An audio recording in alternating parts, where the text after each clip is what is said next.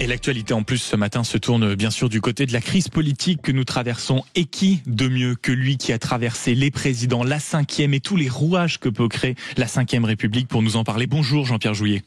Bonjour. Merci beaucoup d'être avec nous ce matin. Vous publiez chez Albin Michel cette semaine L'ombre du général avec cette question éminemment cruelle. Qu'ont-ils fait de son héritage? Vous parlez évidemment du général de Gaulle. Mais une question avant qu'on rentre dans le détail de votre livre qui est vraiment fascinant puisque vous arrivez par l'anecdote en réalité à nous raconter comment de l'intérieur pratiquement, on va dire, c'est amoindri la puissance de la 5e République. Quels sont les mots que vous utiliseriez pour qualifier la semaine que nous venons de vivre politiquement, Jean-Pierre Jouyet? Bien, nous avons une crise politique grave qui s'accompagne d'une crise de société. On l'a vu le 10 septembre et on le verra à travers les grèves de la semaine prochaine. Et une crise financière et budgétaire, puisque nous avons plus de 1000 milliards de dettes depuis 2017, des dépenses supérieures aux recettes de 25% ces 15 dernières années, et supérieures de 35 à 40% depuis 2020. Et comme vous l'avez vu, la note de la France a également été dégradée hier. Et donc, ce n'est pas une crise à proprement parler de la 5e République. C'est une combinaison de crises, si vous voulez, qui presque naturellement, mécaniquement, se retourne contre le régime lui-même, qui est la 5e. C'est effectivement une aggravation des crises politiques, de société et budgétaires, mais en aménageant un certain nombre de dispositions, la 5e République n'est pas en danger. Vous écrivez notamment dans ce livre des mots très forts. Pour vous, vous écrivez la 5e, toujours en vigueur à l'heure où j'écris ces lignes, vous dites « Ce régime a longtemps figuré pour moi la France éternelle, comme le fit avant elle la monarchie pendant plus de 1000 ans. Ces institutions solides semblaient la rendre irremplaçable. » Et vous évoquez toutes vos anecdotes de pouvoir dans ce livre L'ombre du général chez Albin Michel. Il y a quand même une question que j'aimerais vous poser. Est-ce que c'est en réalité la 5e qui s'étiole ou en réalité des hommes qui ne sont plus à la hauteur du régime qu'avait forgé le général de Gaulle pour lui sur mesure? Bien. Ce qui se passe, c'est que la plupart des responsables veulent enfiler les costumes du général de Gaulle, mais ne sont pas toujours en mesure de pouvoir véritablement accomplir ce qu'il a fait. Et c'est cela que l'on voit, puisqu'il gouverne davantage à court terme, alors que le général de Gaulle avait une vision à moyen terme, puisqu'il y a davantage d'instabilité, alors que sous le général de Gaulle, c'était une stabilité qui existait. Bien sûr. Et parce que il y a, par rapport au général de Gaulle, une volonté de tout centraliser, de faire en sorte que tout remonte à l'Élysée, alors que le général de Gaulle, lui, s'occupait de l'essentiel et déléguait à ses premiers ministres et à ses ministres les autres compétences. Est-ce que ce n'est pas ça, en réalité, qui est en train, petit à petit, je ne vais pas dire de tuer, mais d'abîmer fortement la 5e République? À savoir que on a tellement dit, on a tellement répété que le président était la pierre angulaire des institutions de la 5e République, que c'était un président fort, qu'en réalité tous, en passant de Nicolas Sarkozy, qui a été, on l'a souvent dit, les commentateurs politiques l'ont souvent qualifié ainsi, d'ultra premier ministre, à Emmanuel Macron qui gère tout de conseil de défense en conseil spécialisé pour pouvoir avoir la main sur absolument tous les sujets. Est-ce qu'il n'y a pas eu, d'une certaine manière, un travestissement de cette idée d'un président fort, au point aujourd'hui, un président fort est en réalité un président qui n'est plus nulle part?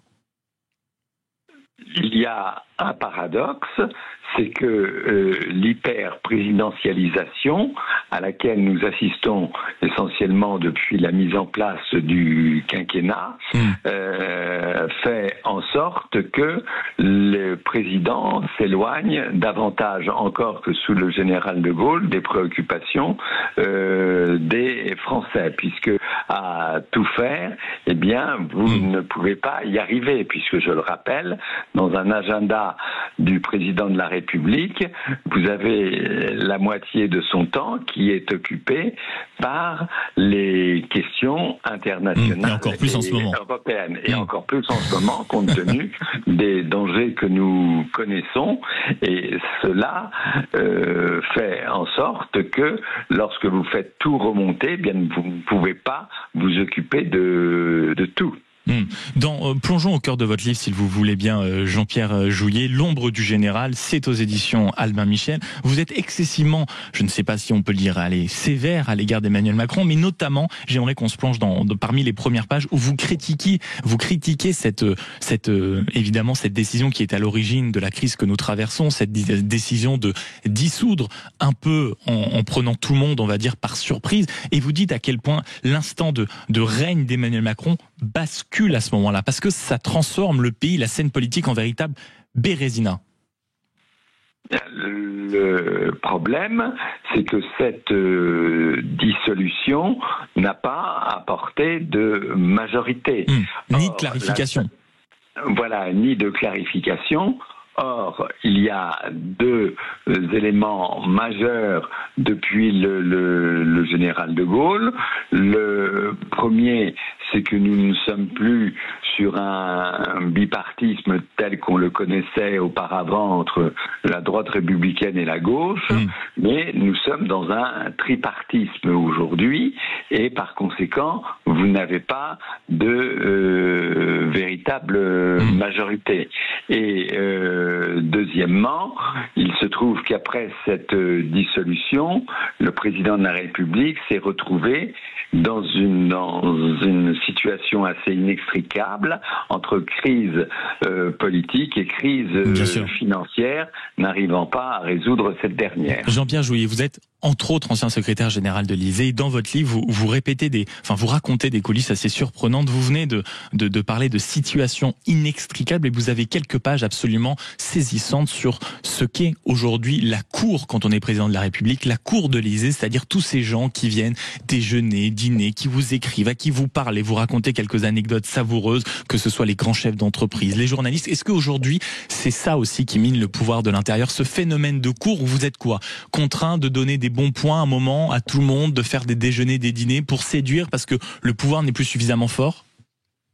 Non, ce n'est pas pour séduire, c'est qu'il y a toujours eu phénomène de cour en France, et là je reviens aussi à la monarchie, mais il y a toujours eu des phénomènes de cour sous la Ve République. Le problème, c'est que cela continue, et que cette cour, dont j'ai fait partie, ayant été secrétaire général, n'est pas toujours assez proche des préoccupations des Français. Oui, c'est ça.